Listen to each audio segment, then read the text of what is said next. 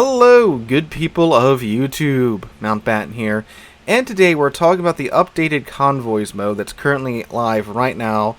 For the entire duration of update 11.5, you will be able to play this mode, although it does have a prime time setting on it, so it's not like you can pop in at 2 o'clock in the morning and play some convoys. It's available, I think, on the North American server from like 10 o'clock in the morning to like I think at 10 or 11 at night, something like that. Of course, that's probably varied by server. So, what's different between this version of Convoys and the last? Well, the main difference you're probably noticing is the routes. Rather than taking one route this time, the ships can take anywhere from 1 to 3 separate routes. And the ships will be divided up based upon that. If there's 2 routes, I believe it is 4 ships per route, or 3 ships per route. If it's 3 routes, it's 2 ships per route. And if it's 1 route, it's both set of ships on 1 route. I think it's either 6 or 8 ships all in all. And also, if you haven't noticed, you can take tier 8 ships in this mode. You can take anything from a tier 8 to tier 10 into this game mode. And what that tells me is that they're kind of also testing this as a potential new introduction into random battles, which is something that definitely needs to happen. This new mode is what desperately is needed in this game. More new modes. We've been playing the same 3 modes for the past 6 or 7 years now, and I'm glad Arms Race finally got shoved into random battles. It's a little strange. I figured Arms Race would be like an event mode that would come around every now and then and hang out then leave, but it going into random battles is a pretty good thing in my mind. Again, it's more modes for us to play, and Convoys eventually will be there, hopefully, as well, because this is a mode that's historically inspired.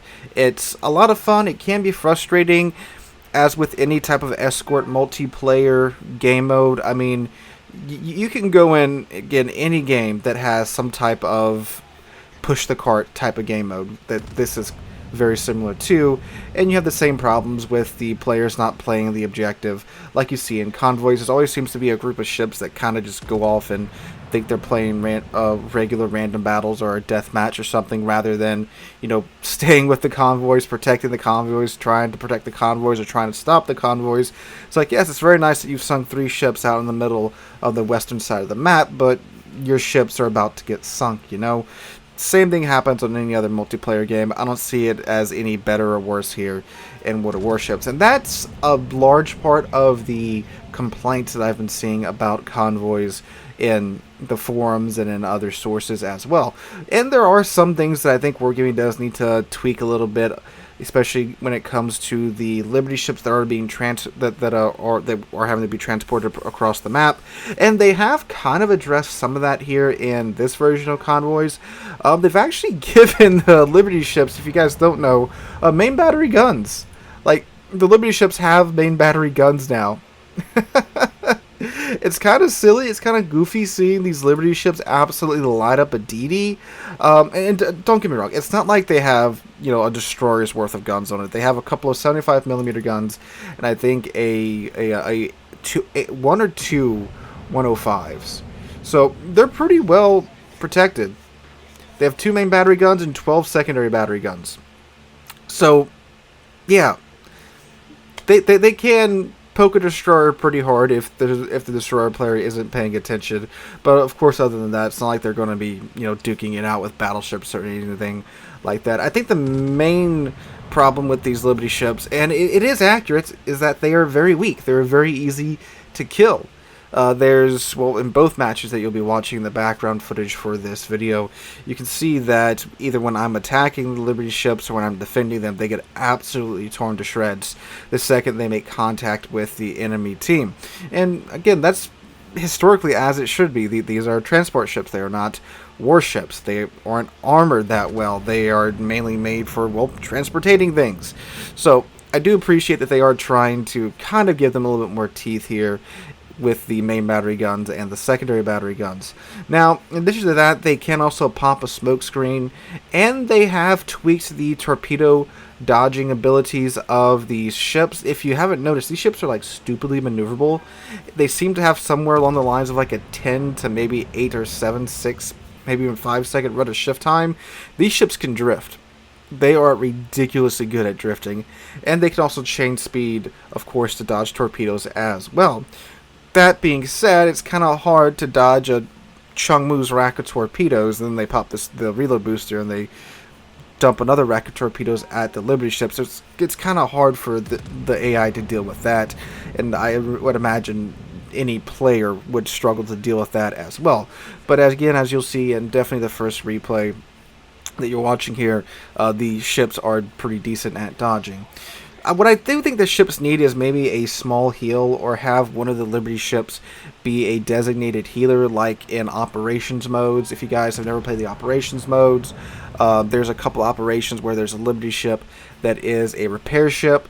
It's normally situated in the middle of the convoy, and it can repair the Liberty ships or even your ship if you get into its radius. I'm not saying it needs to repair player ships, but maybe allow it to repair the other two Liberty ships or other Liberty ship with it, whatever number would be with them, or give the Liberty ships one or two small heals, because either they get absolutely devastated or they go through without having any damage done to them. That seems to be the two extremes here, and giving them some way to recover a little bit of that health would definitely help out the defending team.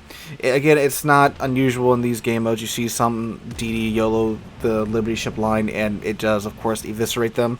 Now, that has been cut back a bit by the routes being split up into 1, 2, or sometimes 3 different routes. Sure, you might have 1 or 2 DD players that are willing to YOLO the Liberty ships, but normally you won't have enough DD players unless they're in a division or coordinating that will be willing to go and YOLO all sets of Liberty ships with them being split up like that, because of course it's more risky for the DD player. Now they have less team support with them if they're trying to YOLO a route that has, more than 2 or 3 enemy ships sitting there. So there is that to dissuade that from happening.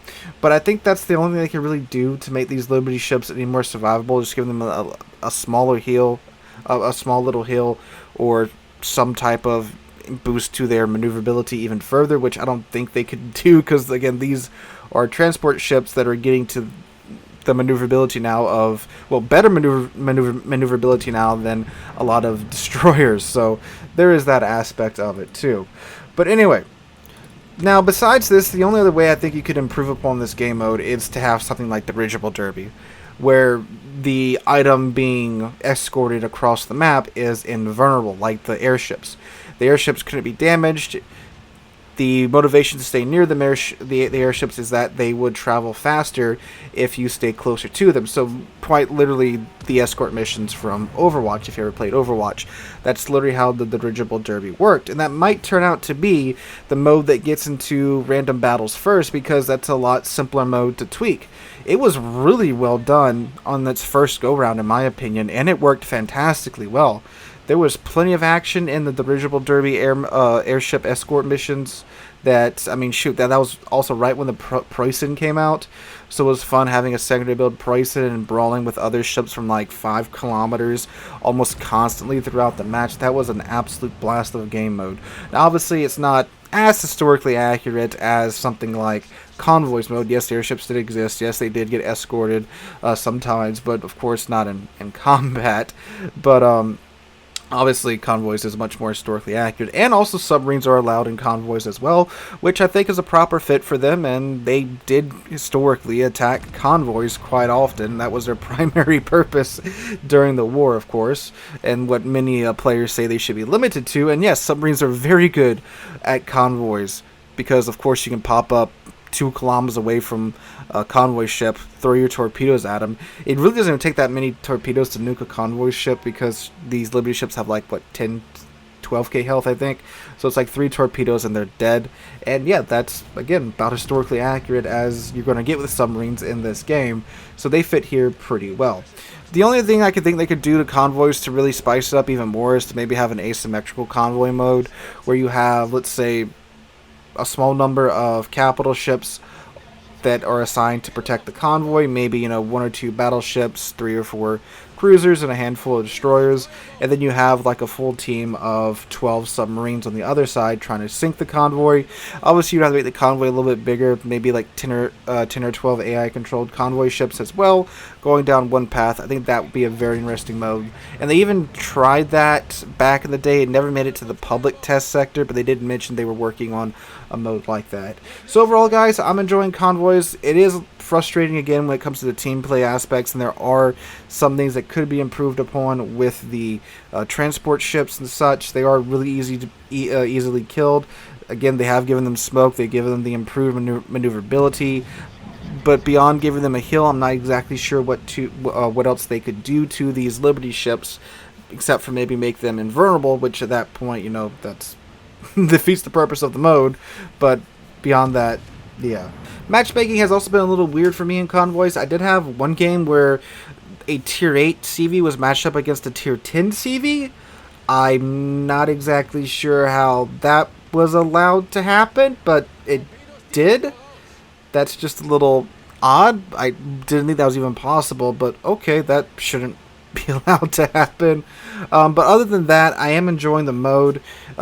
Again, I want to reiterate, it can be frustrating when you get with a team that seems to be more focused on playing team deathmatch rather than escorting the convoy ships safely to their destinations. It's also cool at the beginning of the match you see that some players have different strategies of tackling this. Like some players will rush to the end of the route to try and protect the convoys there, because they know that some other enemy ships are rushing to the end of the route to try and ambush the convoys, and you have some ships that are taking up spots along the route to try and surprise the convoy ships, and of course you have the defenders that are also setting up to try and counteract that. It's really cool. You have lots of small little battles going on all throughout the map. I think it's a really nice addition to the game, and hopefully they'll knock out these last few kinks they have with the mode, and we'll see this mode make its proper full introduction to random battles, hopefully sometime relatively soon in the future. Thank you guys for watching the video. If you did enjoy, make sure to drop a like and subscribe to the channel. We're on our way to 40,000 subscribers, and I cannot thank you guys enough for that. Hope you all are having a wonderful Monday. Hope to catch you guys in the next one.